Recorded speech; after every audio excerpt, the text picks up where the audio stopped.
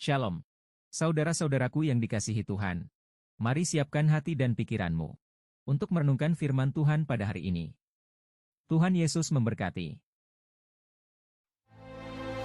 Pada bulan ketiga, setelah orang Israel keluar dari tanah Mesir, mereka tiba di padang gurun Sinai pada hari itu juga.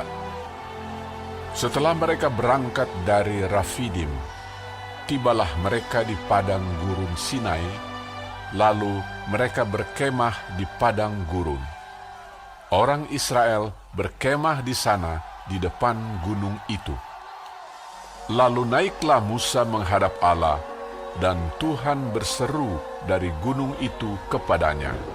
Beginilah kau katakan kepada keturunan Yakub, dan kau beritakan kepada orang Israel.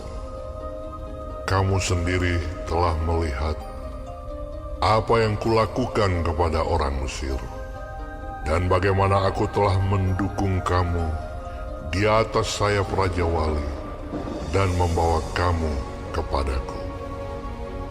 Jadi sekarang, jika kamu sungguh-sungguh mendengarkan firman-Ku dan berpegang pada perjanjian-Ku, maka kamu akan menjadi harta kesayangan-Ku sendiri dari antara segala bangsa, sebab Akulah yang empunya seluruh bumi. Kamu akan menjadi bagiku kerajaan imam dan bangsa yang kudus. Inilah semuanya firman yang harus kau katakan kepada orang Israel. Lalu datanglah Musa dan memanggil para tua-tua bangsa itu dan membawa ke depan mereka segala firman yang diperintahkan Tuhan kepadanya. Seluruh bangsa itu menjawab bersama-sama, "Segala yang difirmankan Tuhan akan kami lakukan." Lalu Musa pun menyampaikan jawab bangsa itu kepada Tuhan. Berfirmanlah Tuhan kepada Musa, Sesungguhnya aku akan datang kepadamu dalam awan yang tebal, dengan maksud supaya dapat didengar oleh bangsa itu apabila aku berbicara dengan engkau, dan juga supaya mereka senantiasa percaya kepadamu. Lalu Musa memberitahukan perkataan bangsa itu kepada Tuhan. Berfirmanlah Tuhan kepada Musa, Pergilah kepada bangsa itu, suruhlah mereka menguduskan diri pada hari ini dan besok, dan mereka harus mencuci pakaiannya. Menjelang hari ketiga, mereka harus bersiap, sebab pada hari ketiga, Tuhan akan turun di depan mata seluruh bangsa itu di Gunung Sinai. Sebab itu haruslah engkau memasang batas bagi bangsa itu berkeliling sambil berkata, Jagalah baik-baik. Jangan kamu mendaki gunung itu atau kena kepada kakinya. Sebab siapapun yang kena kepada gunung itu, pastilah ia dihukum mati. Tangan seorang pun tidak boleh merabanya.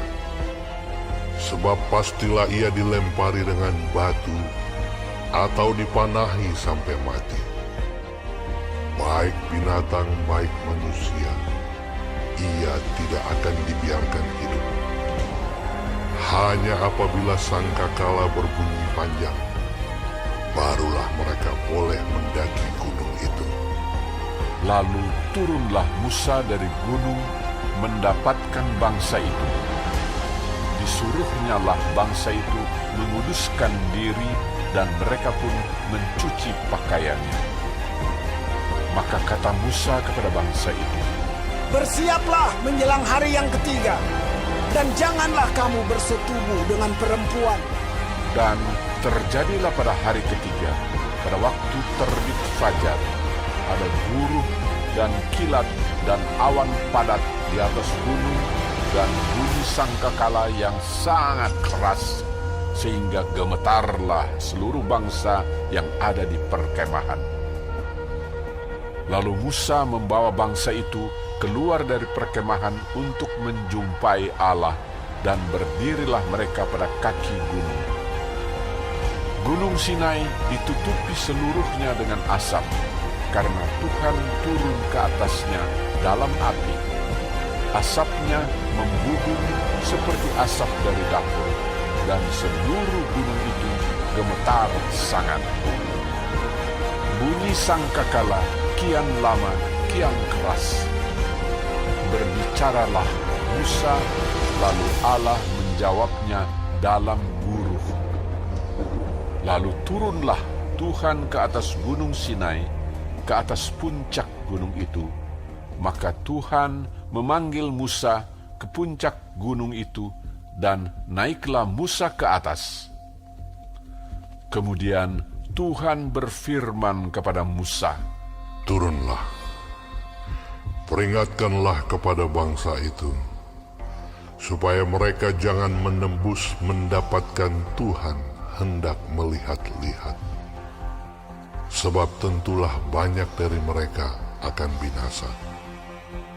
Juga para imam yang datang mendekat kepada Tuhan haruslah menguduskan dirinya, supaya Tuhan jangan melanda mereka. Lalu berkatalah Musa kepada Tuhan, Tidak akan mungkin bangsa itu mendaki gunung Sinai ini, sebab Engkau sendiri telah memperingatkan kepada kami. Demikian, pasanglah batas sekeliling gunung itu, dan nyatakanlah itu kudus. Lalu Tuhan berfirman kepadanya, Pergilah, turunlah, kemudian naiklah pula, engkau beserta Harun. Tetapi para imam dan rakyat tidak boleh menembus untuk mendaki menghadap Tuhan, supaya mereka jangan dilandanya. Lalu turunlah Musa mendapatkan bangsa itu dan menyatakan hal itu kepada mereka. Dalam Keluaran pasal 19, kita dibawa pada peristiwa yang sangat khusus dalam sejarah bangsa Israel di Gunung Sinai.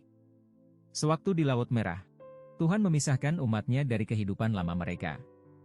Sekarang di Sinai, Tuhan membawa mereka ke dalam kehidupan yang baru, suatu hubungan yang diikat perjanjian dengan dirinya sendiri. Ini seperti upacara pernikahan, Tuhan sebagai suami dan Israel sebagai istri. Lalu melalui Musa, Allah hendak memberikan hukum-hukum-Nya kepada Israel. Allah mau agar umat-Nya memahami dan menaati hukum-hukum-Nya. Saudara-saudara, Israel telah menjadi milik yang telah dikhususkan Allah dari antara semua bangsa di dunia. Allah mengingatkan mereka tentang kasih setia-Nya selama perjalanan keluar dari tanah perbudakan Mesir. Kemudian, Allah menyampaikan rencananya untuk membuat Israel menjadi kerajaan imam dan bangsa yang kudus. Ini menunjukkan bahwa mereka dipanggil untuk melayani dan mencerminkan kekudusannya di antara bangsa-bangsa. Saudara, kita juga adalah orang-orang yang dikuduskan bagi Allah melalui pengorbanan Kristus. Dikuduskan berarti dikhususkan untuk dipakai Tuhan dan membawa kesenangan hanya baginya saja. Mari kita menghayati panggilan kita. Mari kita menjadi umat yang taat kepada hukum-hukum Allah. Hukum-Nya tidak hanya memberikan batas-batas moral, tetapi juga membimbing kita untuk mengerti kehendak-Nya. Sebagai bangsa kudus yang dipanggil oleh Tuhan, kita harus mencerminkan kehadirannya di dunia ini, mengikuti dan mentaati hukum-hukum-Nya sebagai wujud cinta dan hormat kepadanya. Marilah kita hidup sebagai umat yang setia, umat yang memuliakan Allah dalam setiap aspek kehidupan kita. Amin. Tuhan Yesus memberkati.